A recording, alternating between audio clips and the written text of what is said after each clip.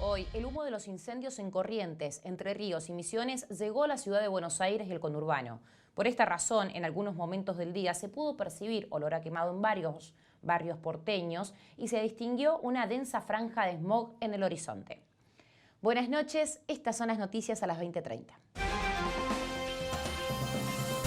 La inflación de enero fue del 3,9%, el aumento más alto desde abril del año pasado. Según el INDEC, las subas estuvieron impulsadas por el encarecimiento del valor de los alimentos. También se destacaron los incrementos en comunicación, restaurantes, hoteles, recreación, servicios y salud. El gobierno negocia para recibir el primer desembolso del FMI antes de finales de marzo, cuando habrá un importante vencimiento con el mismo organismo. En tanto, en el Senado, un sector alineado con el kirchnerismo pide ver la letra chica del acuerdo, mientras que otros legisladores del Frente apoyarán la iniciativa oficialista y piden no degradar la autoridad del presidente. El presidente Alberto Fernández negó arbitrariedades en la distribución de obra pública nacional en la causa que se presentó como testigo de la defensa de Cristina Kirchner. Fernández cuestionó la investigación al asegurar que se trata de decisiones políticas no judiciables. Además, el mandatario cruzó al fiscal Diego Luciani y le recriminó tener problemas de comprensión. El presidente de Rusia, Vladimir Putin, afirmó que ya comenzó la retirada de tropas de la frontera con Ucrania. Según el mandatario, se terminaron los ejercicios conjuntos y abrió la posibilidad de diálogo con Estados Unidos y la OTAN. Sin embargo, desde Reino Unido aseguran que la información de inteligencia indica que aún hay un gran número de soldados en la zona.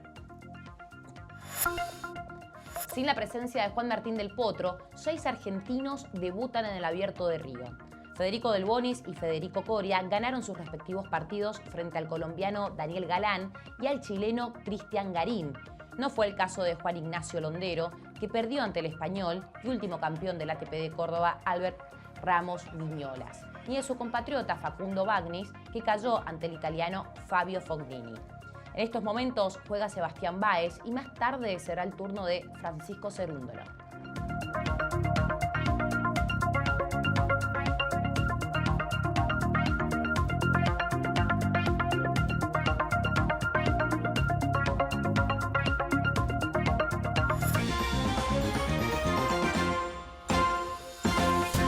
La inflación de enero llegó al 3,9%. Es el mayor índice de suba de los últimos 9 meses y está potenciado por los aumentos en la comida.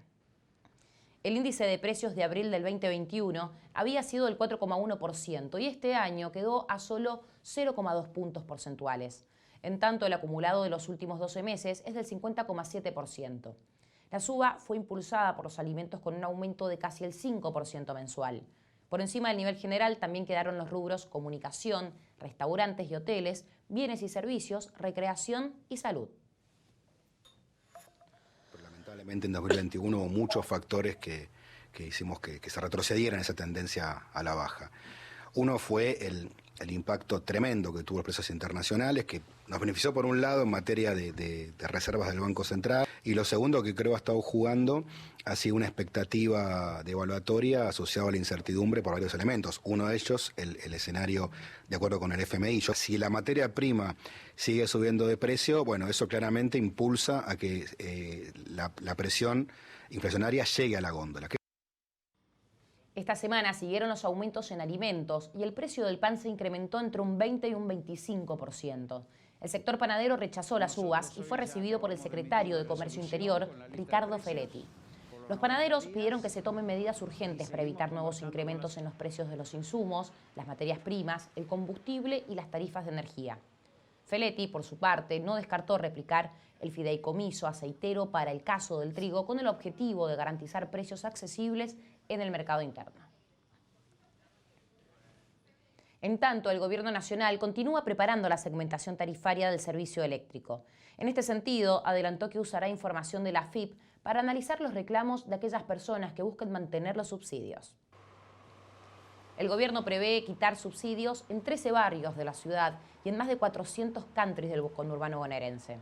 Esto implicará para esos usuarios un aumento de la tarifa de entre el 120 y el 150%. La persona que no pueda afrontar la suba podrá hacer un trámite y a través de los datos de la AFIP, la Secretaría de Energía va a evaluar la situación patrimonial para determinar si le corresponde el subsidio.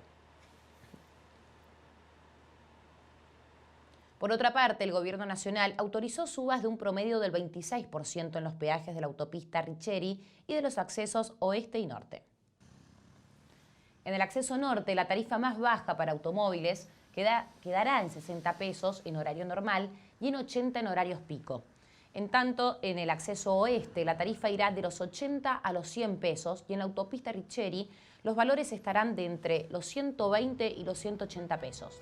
La Agencia Nacional de Seguridad Vial estableció que el nuevo cuadro tarifario entrará en vigencia una vez que las empresas concesionarias publiquen los precios en al menos 2 de los principales medios periodísticos durante 2 días corridos.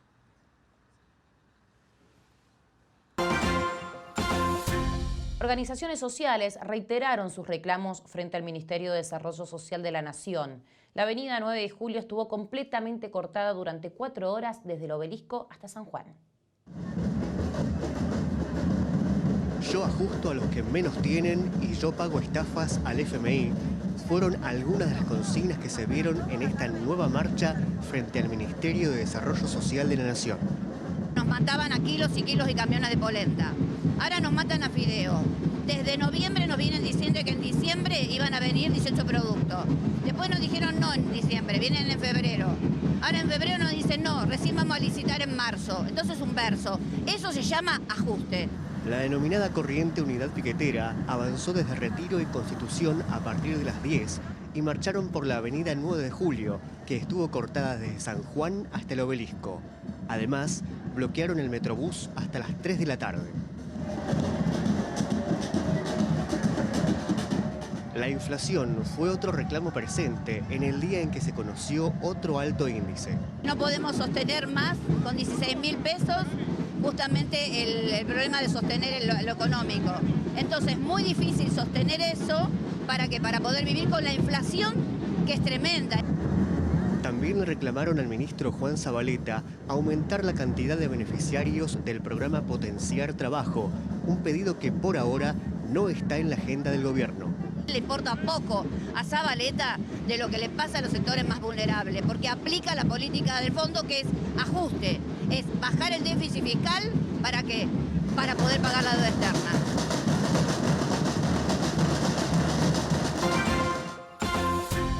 En el último tramo de las negociaciones con el Fondo Monetario, el Gobierno Nacional espera recibir un primer desembolso de al menos 7.500 millones de dólares en marzo, antes de los vencimientos de ese mes con el organismo. Esta fase del acuerdo requiere que el entendimiento sea aprobado en el Congreso y en el directorio del mismo organismo. El oficialismo cuenta que el primer desembolso desde Washington no sea menor de los 7.500 millones de dólares, de los cuales 4.500 millones de dólares irán de manera directa a las reservas del Banco Central. El resto será para los vencimientos del 22 y 23 de ese mes, según las previsiones del gobierno. En los próximos días se podría cerrar de manera definitiva la negociación con el FMI y terminar de diseñar el programa financiero que incidirá en las políticas económicas de los próximos 3 años. En tanto, mientras se negocian los votos para el proyecto, las conducciones de los bloques del Frente de Todos y de Juntos por el Cambio buscan acordar la integración de las 27 comisiones del Senado, así como el número de integrantes que le corresponderá a cada fuerza política. Fuentes del oficialismo indicaron que la vicepresidenta de la Nación, Cristina Kirchner, dio indicaciones para que el presidente de la bancada, José Mayans, y su segunda, Anabel Fernández Agasti, le otorguen lugares a la oposición en las comisiones. Los voceros argumentaron que la decisión se tomó a pesar de lo que consideraron un incumplimiento parlamentario, cuando el interbloque conducido por el radical Alfredo Cornejo se negó a debatir la ley de bienes personales. Esto ocurre en el contexto de las diferencias internas dentro del bloque del Frente de Todos, entre quienes apoyan o no el acuerdo con el FMI. El jefe del bloque oficialista en el Senado, José Mayans, pidió conocer los detalles del acuerdo con el fondo antes de la votación en el Congreso y aseguró que es necesario saber en qué compromisos se va a meter el país. En el caso del Senado, ¿el bloque del Frente de Todos va a votar todo junto o también hay posibilidad de que haya senadores que no acompañen? Necesitamos el detalle del acuerdo, que es lo que yo le pedí tanto a Chodos como a Guzmán. Queremos el detalle del acuerdo para saber en qué compromiso vamos a meter al país, ¿verdad?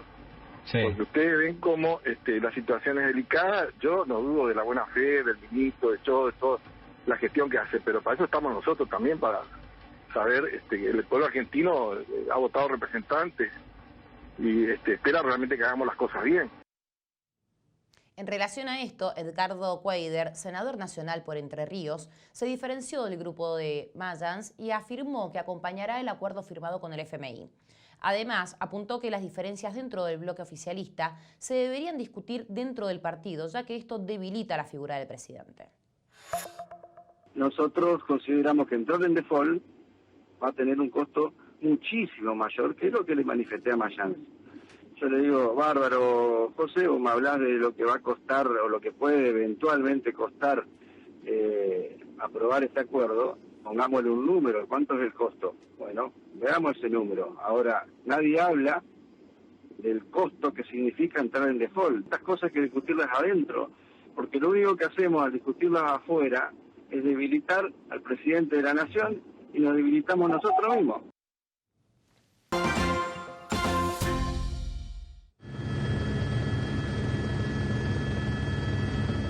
Un avión hidrante que combatía el fuego en Corrientes se incendió mientras cargaba combustible y quedó inutilizable. El piloto no estaba en la aeronave y no hubo ningún herido. En la provincia hay activos más de 10 focos de incendio y el humo llegó a varias provincias del país, además de Paraguay y Chile. Según la Sociedad Rural Argentina, la pérdida en producción alcanza los 23.000 millones de pesos. En ese pedido que ha hecho el gobernador. En las últimas horas, la policía intensificó la búsqueda de Betiana Rossi, la mujer de 38 años de la que no se sabe nada desde hace 8 días. Según se informó, se sumaron más perros y hasta drones en el rastrillaje de la joven que vive en Villarreal. La policía informó que los perros encontraron un rastro en una casa tomada de Sáenz Peña, pero al allanar la propiedad y la zona no se detectaron más pistas. Se aguardan informes sobre las antenas de teléfono y las imágenes de las cámaras de seguridad de los trenes. La Unión Ferroviaria anunció un paro de 24 horas en los trenes de la línea Sarmiento a partir de esta noche, en reclamo del restablecimiento de los protocolos contra el COVID-19. Trenes Argentinos, por su parte, señaló que el paro no posee ningún sustento reglamentario y advirtió que va a aplicar medidas disciplinarias.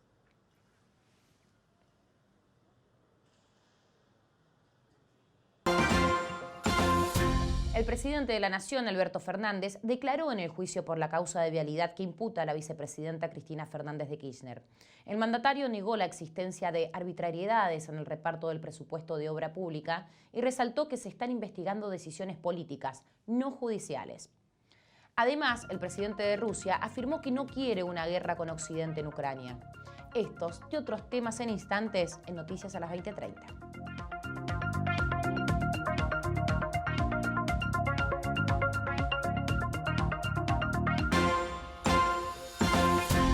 El presidente Alberto Fernández declaró hoy en los tribunales de Comodoro Pi como testigo en el juicio contra Cristina Fernández de Kirchner por irregularidades en adjudicación de la obra pública en Santa Cruz entre los años 2003 y 2015. La verdad me llama mucho la atención el sentido de esta causa, porque acá en verdad lo que están discutiendo son decisiones políticas no judiciables, objetivamente.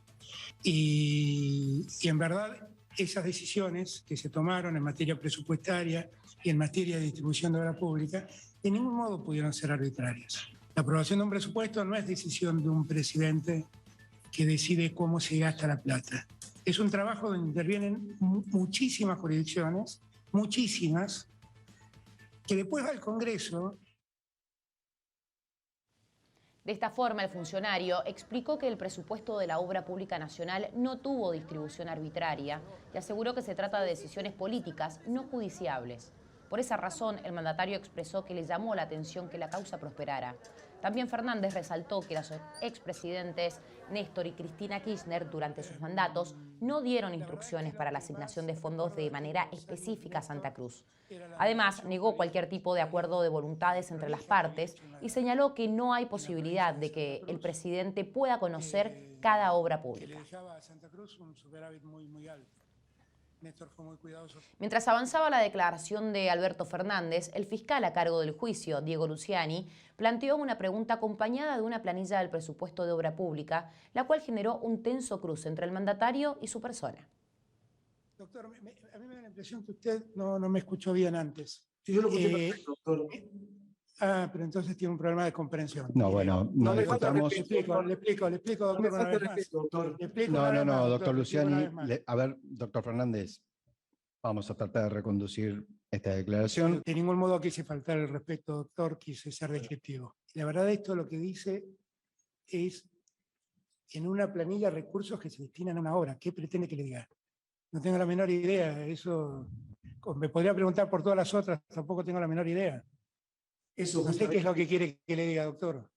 Perfecto, quería saber justamente esta situación concreta, quería saber qué sabía concretamente de las obras que figuraban en la... Ahora, yo lo que le invito, doctor, es a que lea la cantidad de obras que hay. Es como si usted me preguntara por cualquier otra obra, no tengo ninguna posibilidad de recordar.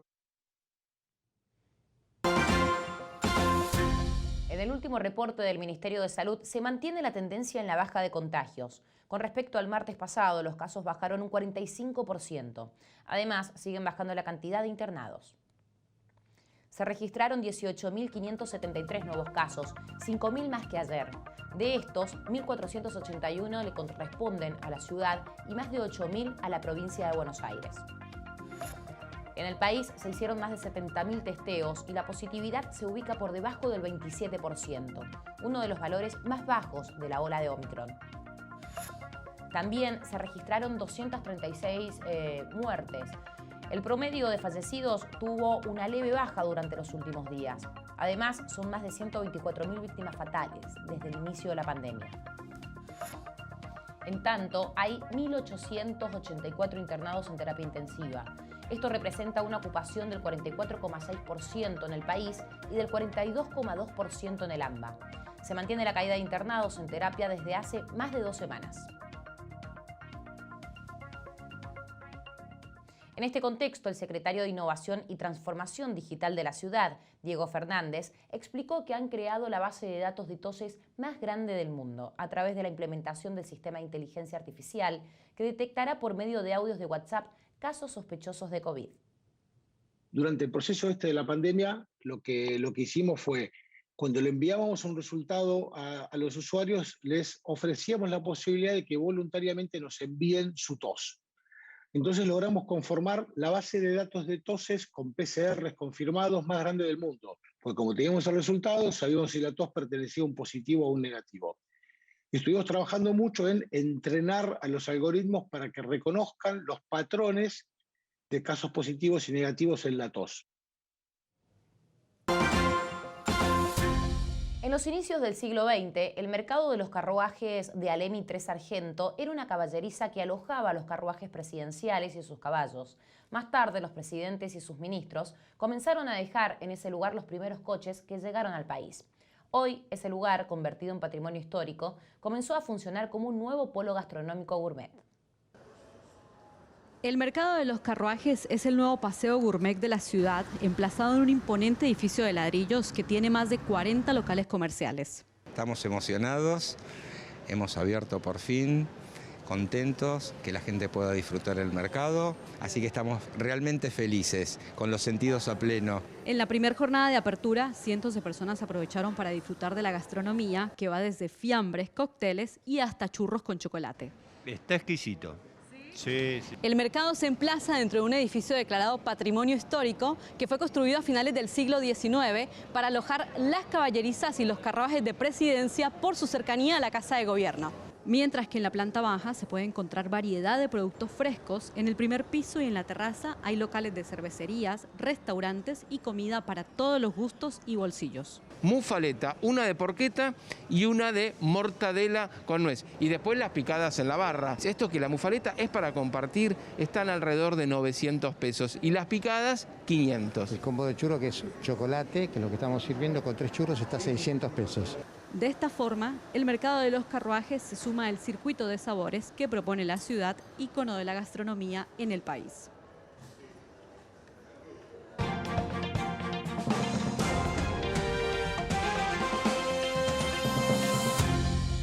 El presidente ruso Vladimir Putin afirmó que no quiere una guerra con Occidente y adelantó que ve elementos a discutir con Estados Unidos y la OTAN. Lo hizo luego de un encuentro bilateral con su par alemán Olaf Scholz. По поводу, хотим мы этого или нет? Конечно, нет. Именно поэтому мы и выдвинули предложение о переговорном процессе, результатом которого должна быть договоренность об обеспечении равной безопасности всех, включая нашу страну. En paralelo, Putin anunció el fin de algunos de los ejercicios militares conjuntos que aún mantienen a tropas rusas cerca de la frontera con Ucrania. Con estas imágenes, el ministro de Defensa ruso afirmó que la retirada de tropas y armamento bélico ya comenzó. Sin embargo, advirtió que por la situación al este de Ucrania, donde dos provincias, Donetsk y Lugansk, se autoproclamaron independientes sin el aval del gobierno federal de ese país. Putin opinó que en esa región se vive un genocidio y pidió a Ucrania que abra un diálogo con los separatistas del este. En tanto, Scholz aseguró que si esas regiones se independizan, sería un desastre.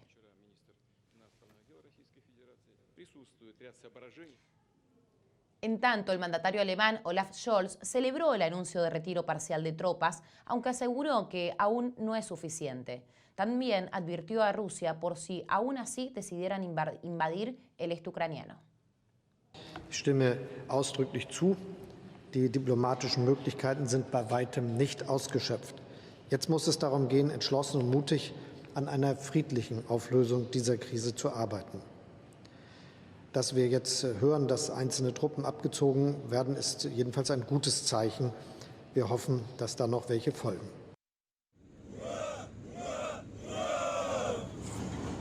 En el medio de la negociación por Ucrania, Alemania y Rusia también discutieron sobre otros temas sensibles, como la energía. El alemán Olaf Scholz optó por la vía diplomática, pero no descartó sanciones económicas a Rusia si hay una invasión. Está en juego la provisión de gas ruso a Europa a través de los gasoductos Nord Stream 1, ya que en funcionamiento, y Nord Stream 2, que se construyó pero aún no ha sido aprobado por las autoridades europeas. En plena inflación de los hidrocarburos en Europa, este gasoducto es visto como una posible solución en Alemania, pero a la vez Estados Unidos lo considera un arma geopolítica a favor de los rusos. En este contexto, el primer ministro del Reino Unido, Boris Johnson, también celebró el anuncio de Rusia, pero advirtió que tienen información de que sigue incrementándose el volumen de tropas rusas en la frontera. También adelantó que iniciarán acciones económicas contra Rusia si de todas maneras decide invadir. Last night, going into today, clearly there are signs of a diplomatic opening. There always has been an opportunity to talk. There are grounds for a conversation about Ukraine, with Ukraine, and that's good. We are seeing a Russian openness to conversations. On the other hand, the intelligence that we're seeing today is still not encouraging. Las bolsas europeas y Wall Street recuperaron la confianza luego de las señales del Kremlin. El alivio por la continuidad del diálogo permitió recuperar algo, pero no todo, de las caídas de las bolsas mundiales de ayer. Frankfurt recuperó 1,7% y París 1,5%, mientras que ayer habían perdido casi 3% cada una. El petróleo, que ayer llegó a su mayor valor en 6 años, hoy marcó su descenso más pronunciado del año.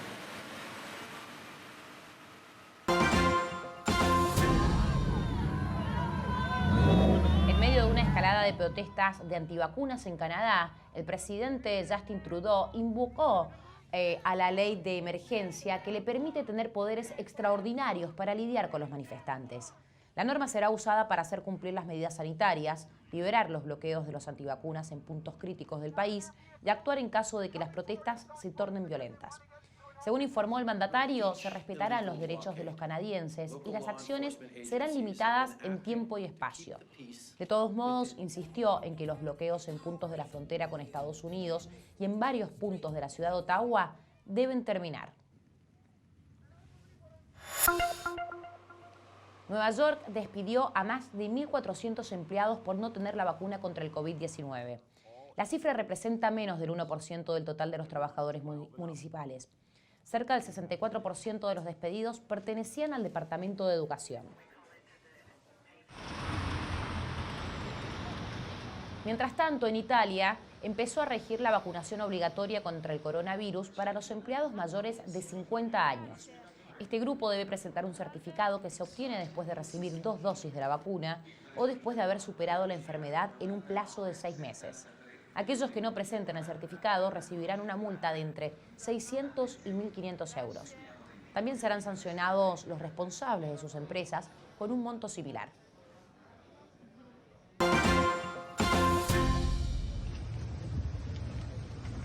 Así detuvieron al expresidente de Honduras, Juan Orlando Hernández. El exmandatario está acusado por Estados Unidos de participar en una conspiración violenta de narcotráfico que transportó 500.000 kilos de cocaína a ese país. Estados Unidos solicitará su extradición para que sea juzgado en territorio norteamericano. La policía local lo encontró en su domicilio y lo rodeó durante horas antes de que se entregue, luego de que el juez de la Corte Suprema hondureña, a cargo de la investigación, determinara su detención. Hernández difundió un mensaje en el que afirmó que se entregó voluntariamente y que está listo para colaborar con la investigación.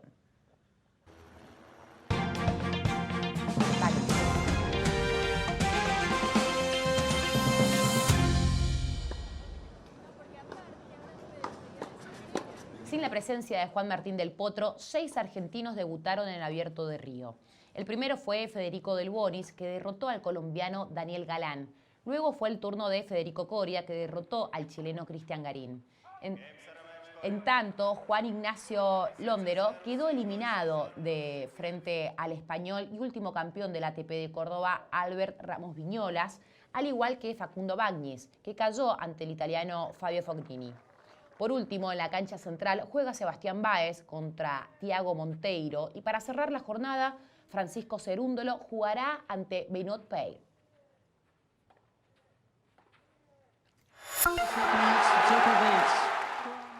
Luego del escándalo protagonizado en el Abierto de Australia, el tenista serbio Novak Djokovic aseguró que prefiere perderse los torneos antes de vacunarse contra el coronavirus. El deportista eligió definirse como una persona a favor de la decisión individual y que siempre ha apoyado la libertad de elegir lo que uno se pone en su cuerpo.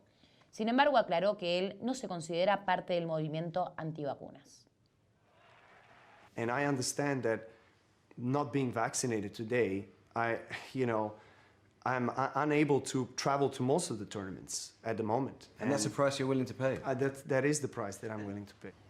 Ultimately, are you prepared to forego the chance to be the greatest player that ever picked up a racket, statistically, because you feel so strongly about this jab? Yes. I do. Te contamos toda la información de cómo va a seguir el estado del tiempo. El radar no detecta alerta de tormentas cerca de la ciudad de Buenos Aires.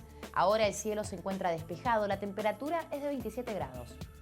Durante la madrugada la temperatura va a bajar a 22 y mañana el día iniciará soleado. La mínima va a rondar los 23 grados, una mañana para salir a disfrutar del sol. Y a la tarde también se va a mantener soleado. La máxima va a alcanzar los 36 grados, una de las tardes más cálidas en lo que va del mes. Y en la noche el cielo sí estará algo nublado. La temperatura bajará a 27 grados. Así que será un miércoles de mucho sol y poco viento. De tener que salir el mejor momento va a ser por la mañana.